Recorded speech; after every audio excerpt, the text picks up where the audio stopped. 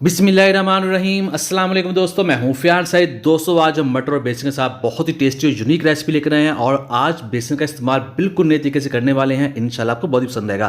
बिस्मिल्लाहिर्रहमानिर्रहीम। तो यहाँ हमारे पास 300 ग्राम उबले हुए आलू हैं और हाफ कप उबले हुए मटर हैं।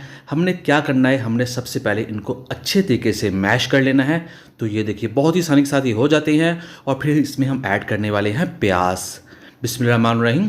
चॉप किया हुआ प्याज जाएगा इसमें 4 से 5 टेबल स्पून और 4 छोटे साइज की सब्ज़ी मिर्चें हैं, ये भी इसमें ऐड कर देंगे। 4 टेबल स्पून सब्ज़ धनिया ऐड कर देंगे।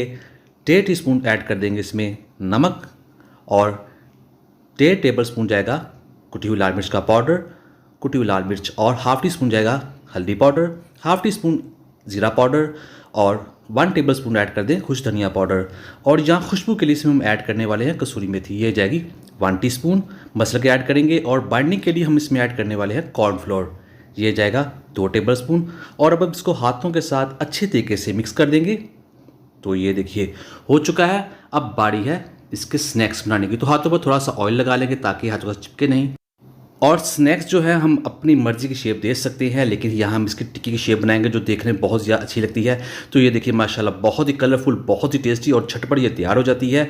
तो ये देखिए इस तरह हमने थोड़ी सी टिक्की तैयार कर ली है। अब बारी है बेसन का इस्तेमाल करने की। तो दोस्तों यहाँ पर टिक्की को, स्नैक्स को हमने बेसन लगाना है बगैर पानी के। तो इस तरह से लगा देंगे जिसके साथ ये साथ चिपकेगा भी और ये बहुत ही ज़्यादा क्रिस्पी बन जाएगा और इसकी जो कोटिंग है वो भी बहुत ही ज़्यादा अच्छे तरीके से हो जाएगी। तो इसके ऊपर लगा लेंगे टिक्की के चारों तरफ हर तरीके से। तो ये देखिए ये हो चुका है।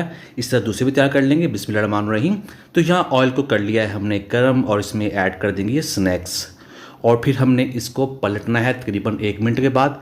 इसके अंदर जितना भी मवाद हमने यूज़ किया हुआ है वो सारा ही पका हुआ है, इसको ज़्यादा पकाने की ज़रूरत नहीं है। तकरीबन 2 से 3 मिनट के लिए हम इसको फ्राई कर लेंगे, जिसके साथ ये तैयार हो जाएगी और साथ साथ पलट भी लेंगे। दोस्तों चैनल पे नहीं है, चैनल को जरूर सब्सक्राइब कीजिएगा, वीडियो अच्छी लगी वीडियो को लाइक कीजिएगा। मैं डेली इजी और यूनिक रेसिपीज लेकर आता हूं जो अल्हम्दुलिल्लाह बहुत पसंद करते हैं। आप सबका बहुत शुक्रिया।